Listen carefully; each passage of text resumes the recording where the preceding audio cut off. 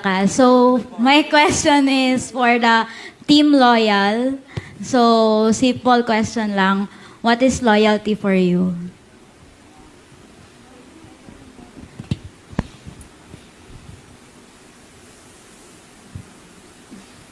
Loyalty for me is being contented. Because if you're contented, you won't look for any more person, right? True. So, loyalty equals your contentment. DJ.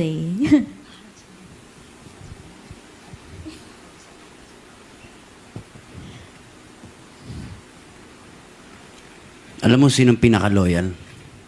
Yung aso ko, si Summer. Yan ang pinaka-loyal. Doon ko makikita yung definition ng loyalty. Na kahit ano man ang pinagdadaanan ko ngayon, kung ano mang sitwasyon ng emosyon ko ngayon, sino ako ngayon, tatanggapin ako ng buong buo nun. Yun ang loyalty. Walang judgment kung sino ka.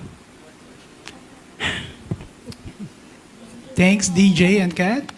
We have a question.